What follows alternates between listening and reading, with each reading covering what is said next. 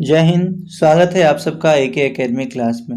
Friends, हमेशा की तरह आज फिर से 15 मोस्ट इम्पोर्टेंट जीके जीएस का क्वेश्चन लेके आया हूं मैं, जो कि आपके इंडियन आर्मी और एसएससी जीडी जो कि 25,000 वैकेंसी आ चुकी है उसमें आपके काफ़ी हेल्पफुल होगा।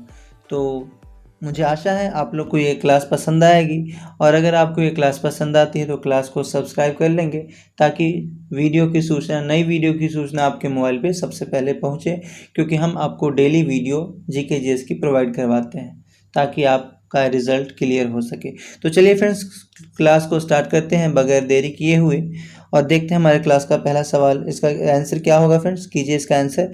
आपसे पूछा गया है, परमाणु बम का आविष्कार किसने किया था? Michael Faraday, William Hulk, Galileo या फिर ऑटो हॉर्न? जल्दी से बताएंगे इसका राइट आंसर क्या होगा। और एक बात और मैं आप सभी लोग को बता दूं कि आप लोग अगर चाहते हैं कि क्लास का पीडीएफ आपको मिले तो आप एके एकेडमी टेलीग्राम पे सर्च करेंगे, आपको टेलीग्राम पे एके एकेडमी नाम से एके एकेडमी आर्मी क्लास करके आपको मिल जाएगा। जो हमारे चैनल का लोगो है सेम वैसा ही लोगो आपको इसमें टेलीग्राम में मिलेगा। आप वहाँ पे ज्वाइन हो जाएंगे, वहाँ पे डेली क्लासेस की जो पीडीएफ है वो और वीडियो वो सारे प्रोवाइड करवाए जाते हैं। ठीक है, तो इसका आंसर मुझे लगता है कि आप लोगों ने कर लिया होगा, और नहीं किया है तो आंसर देखिए। इसका राइट आंसर होगा ऑटो हॉर्न। ठीक है, ऑटो हॉर्न यहाँ पे हमारा राइट आंसर होगा, ध्यान में रखेंगे, यानी कि ऑप्शन नंबर डी। चलते हैं अगले सवाल पे। अगला सवाल फ्रेंड्स आपसे पूछा गया है कि परमाणु बम कब बनाया गया था? 1945, 1954, 1952 या 1932? जल्दी से आंसर कीजिए, इसका राइट आंसर क्या होगा? परमाणु बम कब बनाया गया था? आपके पास 5 सेकंड का टाइम है। 5 सेकंड में इसका आंसर करना है, क्योंकि इसमें फ्रेंड्स ज़्यादा कुछ सोचना ज़्यादा कुछ करना नहीं होता है। आप सोचिए, अगर आपको याद है तो आप आंसर तुरंत से दे देंगे, नहीं याद है तो फिर आपको थोड़ा सा अनुमान लगाना पड़ता है।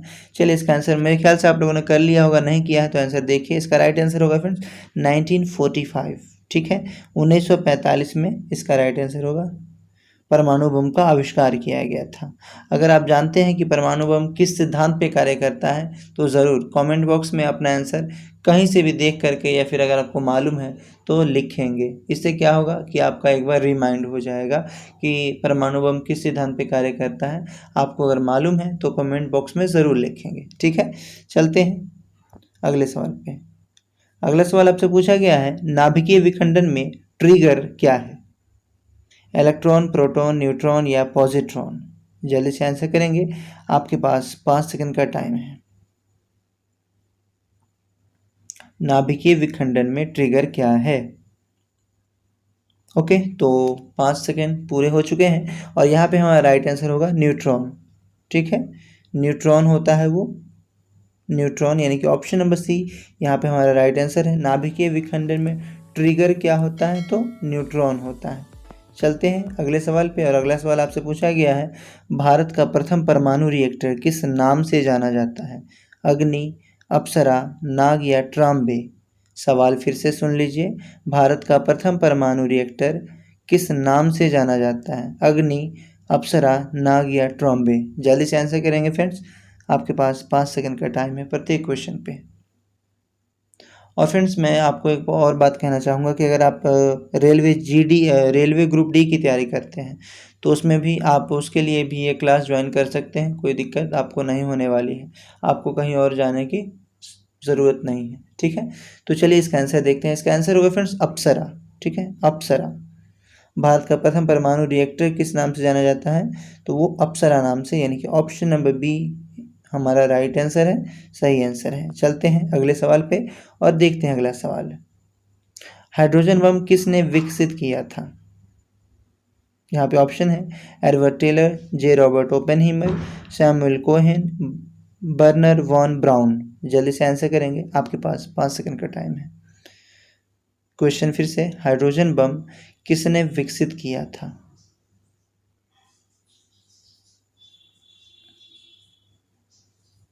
ओके फ्रेंड्स, तो 5 सेकंड पूरे हुए, और यहाँ पे हमारे राइट आंसर होगा वो होगा सैमुअल कोहेन। ठीक है, यानी कि ऑप्शन नंबर सी हमारा यहाँ पे राइट आंसर है। हाइड्रोजन बम विकसित किया था किसने? सैमुअल कोहेन ने। चलते हैं अगले सवाल पे और देखते हैं अगला सवाल। जीपीएस का पूर्ण रूप क्या होता है? फ्रेंड्स ये सवाल तो मेरे ख्याल से ये जो जीपीएस शब्द है ना, ये जीपीएस शब्द काफ़ी कॉमन शब्द है जिसका उपयोग लगभग लोग करते हैं, लेकिन मुझे नहीं लगता कि सभी लोग इस जीपीएस का फुल फॉर्म जानते होंगे। कुछ ही लोग होंगे जो जानते हैं। चलिए देखते हैं कि आप उन कुछ लोगों में से आप हैं कि नहीं। जल्दी से बताइए कि जीपीएस का फुल फॉर्म क्या होता है। और ये जीपीएस आप सभी लोग यूज़ करते हैं, हम सभी लोग यूज़ करते हैं जीपीएस को। ओके, तो 5 सेकंड पूरे हो चुके हैं और यहाँ पे जो हमारा राइट आंसर होगा ग्लोबल पोजिशनिंग सिस्टम, यानी कि ऑप्शन नंबर सी हमारा राइट आंसर है, ग्लोबल पोजिशनिंग सिस्टम। फ्रेंड्स ये जो जीपीएस है ये वही जीपीएस है जो आप अपने मोबाइल फ़ोन में मैप के थ्रू यूज़ करते हैं, वही जीपीएस की बात हो रही है। तो ये होता है ग्लोबल पोजिशनिंग सिस्टम, ठीक है, जो किसी भी व्यक्ति या फिर वस्तु या स्थान की एग्जैक्ट लोकेशन को दिखाने का काम करता है, ठीक है। जैसे कि आप अगर अपने फ्रेंड को अपनी लोकेशन भेजते हैं अपने फ़ोन से व्हाट्सएप करके, तो क्या होता है अगले के पास, अपने आपके फ्रेंड के पास या अपने फैमिली मेम्बर के पास भेजते हैं, तो आपका लोकेशन व्हाट्सएप के थ्रू उनके फ़ोन में जब वो उस लिंक पे क्लिक करेंगे तो डायरेक्ट आपका लोकेशन शो कर देगा कि आप अभी कहाँ पे हो, किस जगह पे हो। अगर नहीं पता, आपने कभी नहीं यूज़ किया है तो इसको यूज़ करके ज़रूर देखिएगा, ठीक है। चलते हैं अगले सवाल पे। अगला सवाल है निम्नलिखित में से किस में प्रोग्राम स्थायी होता है? ऑप्शन नंबर ए है random access memory, option number B read only memory, option number C megabyte में, या डी टेराबाइट में। जल्दी से आंसर करेंगे। आपके पास 5 सेकंड का टाइम है इस क्वेश्चन का राइट आंसर करने के लिए। निम्नलिखित में से किस में प्रोग्राम स्थायी होता है? स्टेबल प्रोग्राम किस में होता है? फ्रेंड्स ये कंप्यूटर की बात की जा रही है, ठीक है, या फिर अगर कंप्यूटर की नहीं तो किसी इलेक्ट्रॉनिक डिवाइस की बात की जा रही है। ओके, ये आपका फ़ोन भी हो सकता है, आपका कंप्यूटर भी हो सकता है, आपका लैपटॉप भी हो सकता है और आपका टैब भी हो सकता है। तो इन चारों पांचों चीज़ें में से कुछ भी हो सकता है। वहाँ पे आपसे पूछा गया है कि निम्नलिखित में से किस में प्रोग्राम स्थायी होता है, किस जगह पे होता है। अगर लैपटॉप है तो लैपटॉप में किस जगह पे होता है प्रोग्राम स्थायी, जिसको कि आप ना तो मिटा सकते हैं ना तो उसमें कुछ बदलाव कर सकते हैं, ठीक है। ओके, देखते हैं। बदलाव उसमें किया जा सकता है, बदलाव किया जा सकता है, यानी कि वो आप घटा बढ़ा सकते हैं, लेकिन उसमें जो पहले से स्टोरेज है वो मिटा नहीं सकते आप, ठीक है। तो ये किस में होता है? चलिए इसका आंसर मेरे ख्याल से आप लोगों ने कर लिया होगा, नहीं किया है तो सुन लीजिए। ये होता है रीड ओनली मेमोरी, ठीक है, रीड ओनली मेमोरी, यानी कि option number read only memory, यानी कि ऑप्शन नंबर बी हमारा राइट आंसर होगा। ये जो रीड ओनली मेमोरी है इसको कहा जाता है रोम, ठीक है, रीड ओनली मेमोरी को रोम कहा जाता है। और यही क्या होता है स्थाई प्रोग्राम, इसमें क्या होते हैं स्थाई होते हैं। रोम में जो भी प्रोग्राम वगैरह होते हैं वो स्थाई होते हैं। किसी भी कंप्यूटर का या किसी लैपटॉप का या फिर किसी फ़ोन का जो पूरा सॉफ्टवेयर होता है ना, वो इसी रोम में क्या होता है रन कर रहा होता है, चल रहा होता है। आपके फ़ोन में भी ये है, ठीक है। आप सभी लोग को पता है कि रैम और रोम होता है, जो कि आप कहते हैं कि 2 GB रैम है, 3 GB रैम है, उसी में रैम और रोम दोनों अलग अलग बातें हैं, ठीक है। तो ये उसमें होता है। तो रोम में क्या होता है, आप उसको केवल पढ़ सकते हैं, ठीक है, उसमें कुछ बदलाव नहीं कर सकते, क्योंकि ये क्या है रीड ओनली मेमोरी। ओके, चलते हैं अगले सवाल पे। अगला सवाल आपसे पूछा गया सबसे तेज गति का प्रिंटर कौन है? ओके, सबसे तेज गति का printer, inkjet printer, laser printer, dot matrix printer, colour printer. जल्द से बताएंगे, आपके पास 5 सेकंड का टाइम है फ्रेंड्स। सबसे तेज गति का प्रिंटर कौन है, जल्द से बताइए। ओके, तो मुझे लगता है 5 सेकंड पूरे हुए। चलिए देखते हैं इसका आंसर। फ्रेंड्स सबसे तेज़ गति का प्रिंटर आपसे पूछा गया था, तो मैं आपको बता दूं कि लेज़र प्रिंटर जो है, लेज़र प्रिंटर सबसे तेज़ गति का प्रिंटर है, ठीक है। और लेज़र प्रिंटर की अगर हम बात करते हैं तो लेज़र प्रिंटर आपको प्रिंटिंग की बेस्ट क्वालिटी आपको उपलब्ध कराने का काम करता है। जैसे कि आप प्रिंटर में लेज़र प्रिंटर है, यहाँ पे इंकजेट प्रिंटर है, डॉट मैट्रिक्स प्रिंटर है, तो ये सारे जितने भी प्रिंटर हैं ना, उससे सबसे ज़्यादा बढ़िया क्वालिटी और सबसे तीव्र गति से काम करने का काम कौन करता है? लेज़र प्रिंटर करता है। आप देखते हो कि बड़ी बड़ी जो मशीनें होती हैं प्रिंट आउट करने वाली, वो सभी किस पे आधारित हैं? लेज़र प्रिंटर है वो, ठीक है। और जो छोटा छोटा प्रिंटर आता है उसमें भी लेज़र प्रिंटर आता है, लेकिन उसमें छोटे छोटे ज़्यादातर जो प्रिंटर होते हैं वो ज़्यादातर ये इंकजेट प्रिंटर होते हैं या डॉट मैट्रिक्स प्रिंटर होते हैं। डॉट मैट्रिक्स प्रिंटर की अगर हम बात करें तो ये जो डॉट मैट्रिक्स प्रिंटर है इसका उपयोग रेलवे में किया जाता है। रेलवे में अगर मैं आपको बताऊं कि रेलवे में डॉट मैट्रिक्स प्रिंटर का उपयोग किया जाता है, ये आप कैसे जानेंगे?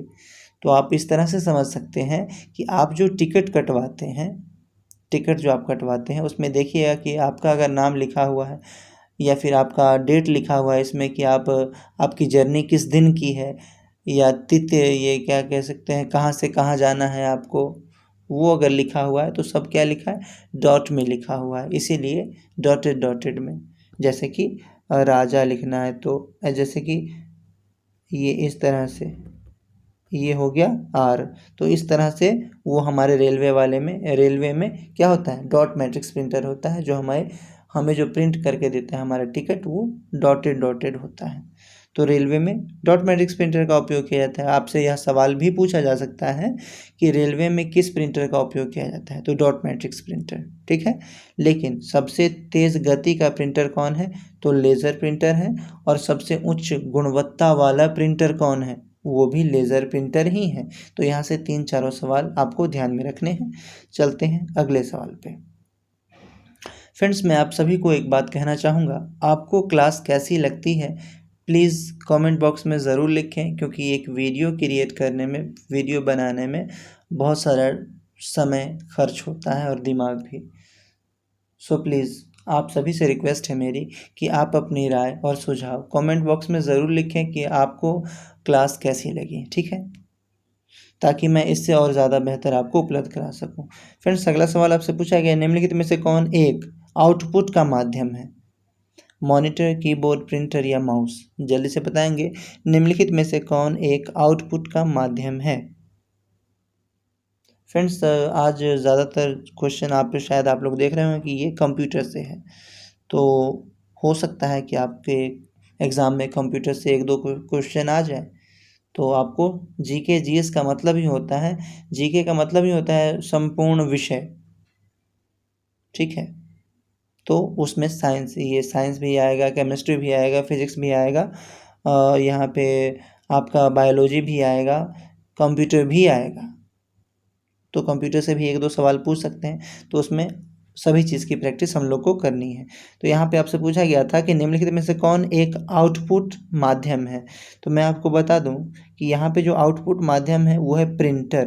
प्रिंटर क्या करता है? हमें आउटपुट देता है। आप जो देखते हैं कि आपके फ़ोन में या फिर आपके कंप्यूटर में कोई भी डेटा जो रहता है सॉफ्ट कॉपी के रूप में, कंप्यूटर में अगर आपको कोई चीज़ लिखा हुआ दिख रहा है और आपको अगर वो प्रिंट करना है, जैसे कि मान के चलिए आपने पूरा अपना एड्रेस वगैरह पूरा लिख रखा है ये एमएस वर्ड में या फिर पावर पॉइंट में, तो आप चाहते हैं कि वो आप A4 साइज़ पेपर में प्रिंट आउट लेना, तो आप जो वो प्रिंट आउट लेंगे ना, वो हार्ड कॉपी हो जाएगी, और वो जो आपको कंप्यूटर में दिख रहा है आपका पूरा डिटेल प्रिंट होने से पहले, वो क्या है? सॉफ्ट कॉपी है।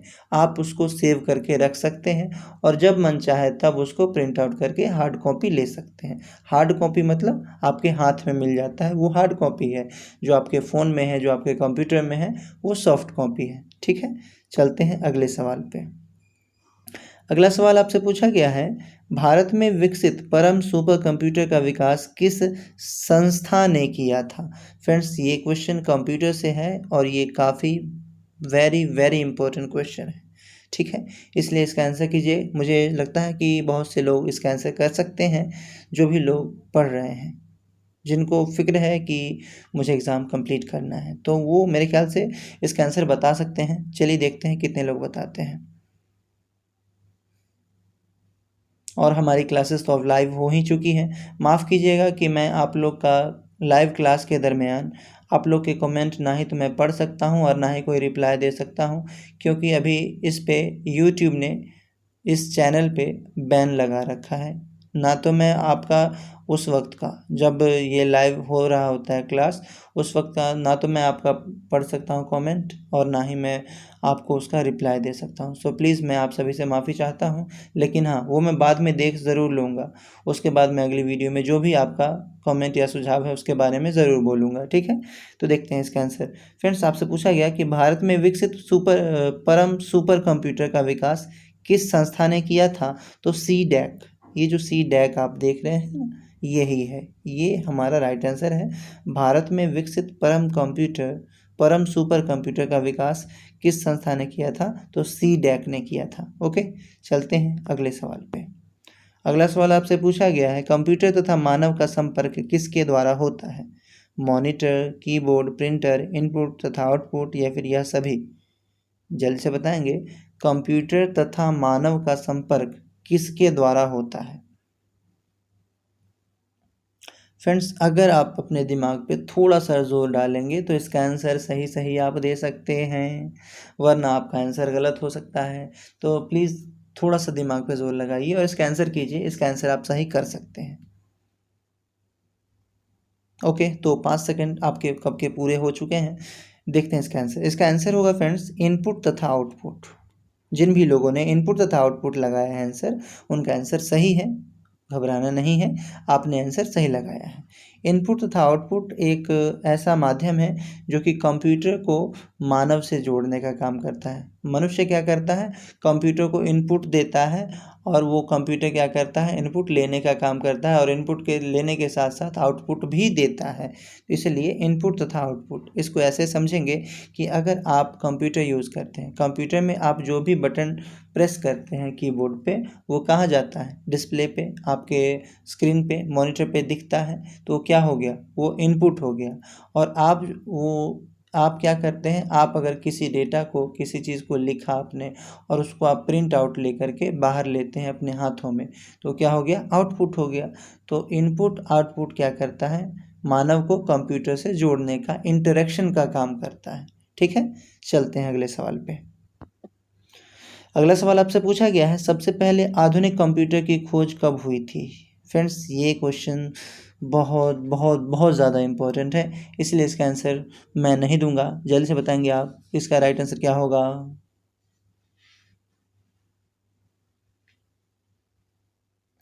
सबसे पहले आधुनिक कंप्यूटर की खोज कब हुई थी? जल्दी से बताइए फ्रेंड्स।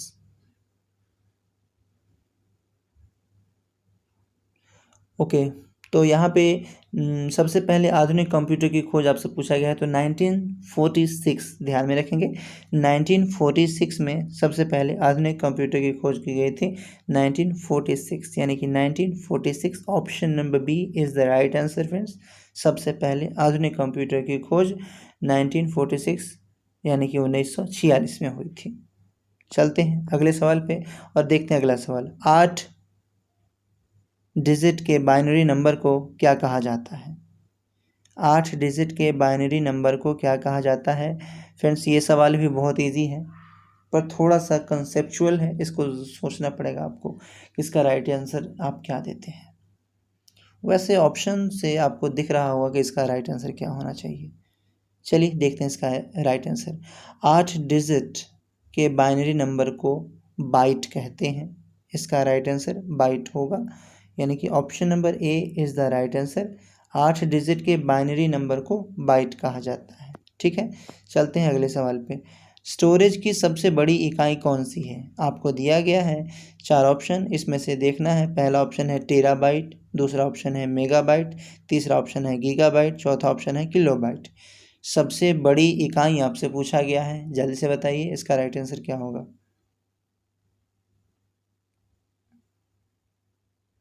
ओके, तो फ्रेंड्स यहाँ पे जो दिया गया है ऑप्शन, उसमें सबसे बड़ी जो इकाई है स्टोरेज की, वो है टेराबाइट, यानी कि टीबी इसको शॉर्टकट में कहते हैं, टीबी। और पूरा फुल फॉर्म जो होता है टीबी का, वो होता है टेराबाइट, जो कि स्टोरेज की, दिए गए ऑप्शन में से स्टोरेज की सबसे बड़ी इकाई है। ठीक है, चलते हैं अगले सवाल पे और देखते हैं अगला सवाल। कंप्यूटर भाषा को कोबोल कोबोल किस क्षेत्र के लिए जाना जाता है? कृषि, व्यावसायिक, खरीद बिक्री या फिर यह सभी? जल्दी से आंसर करेंगे। आपके पास 5 सेकंड का टाइम है और यहाँ जो ऑप्शन दिए गए हैं इसमें से जो एग्जैक्ट ऑप्शन सही ऑप्शन होगा वो आपको बताना है। फ्रेंड्स, अगर आपको क्लास पसंद आती है तो क्लास को लाइक, सब्सक्राइब और शेयर ज़रूर करेंगे अपने मित्रों के पास, ताकि उनको भी इस क्लास के बारे में पता चले, वो भी इस क्लास से जुड़ पाएँ। और अगर ज़्यादा से ज़्यादा लोग जुड़ेंगे तो और मैं ज़्यादा से ज़्यादा बेहतर आपको मटेरियल प्रोवाइड कर पाऊँगा, इसका आप लोग ध्यान रखेंगे। चलिए देखते हैं इसका राइट आंसर। कंप्यूटर भाषा कोबोल किस क्षेत्र के लिए जाना जाता है? तो ये है व्यावसायिक कार्य हेतु। ठीक है, व्यावसायिक कार्य हेतु, फॉर बिजनेस पर्पस। ठीक है, ऑप्शन बी यहाँ पे हमारा राइट आंसर होगा। चलते हैं अगले सवाल पे। अगला सवाल है, वैज्ञानिक कंप्यूटर भाषा कौन सी है? मशीन लैंग्वेज, फोर्ट्रैन, कोबोल या फिर बाइनरी लैंग्वेज? फ्रेंड्स, यहाँ पे आपको कन्फ्यूज़न है, इसीलिए मुझे नहीं लगता कि यहाँ आप लोग सही करने वाले हैं। फिर भी कोशिश कीजिए, कोशिश करने में क्या हर्ज है, क्योंकि यहाँ पे बहुत सारे कन्फ्यूज़न है, चारों ऑप्शन में ही कन्फ्यूज़न है। तो मैं कैसे कह दूँ कि कुछ लोग हैं जो बता सकते हैं, पर फिर भी कुछ लोग ऐसे हो सकते हैं जो बता दें। चलिए इसका राइट आंसर देखते हैं। वैज्ञानिक कंप्यूटर भाषा कौन सी है? तो मैं आपको बता दूं कि ये है फोर्ट्रैन, फोर्ट्रॉन या फोर्ट्रैन जो कहा जाता है, यानी कि ऑप्शन नंबर बी हमारा राइट आंसर है। वैज्ञानिक कंप्यूटर भाषा कौन सी है? तो फोर्ट्रैन या फोर्ट्रॉन। ठीक है, यानी ऑप्शन नंबर बी। चलते हैं अगले सवाल पे। सॉरी फ्रेंड्स, आगे कोई सवाल नहीं है। आज जो हमारा क्लास था वो यहीं पे समाप्त होता है। मिलते हैं फिर नेक्स्ट वीडियो में इसी तरह के इम्पोर्टेंट और most important GK GS question के साथ।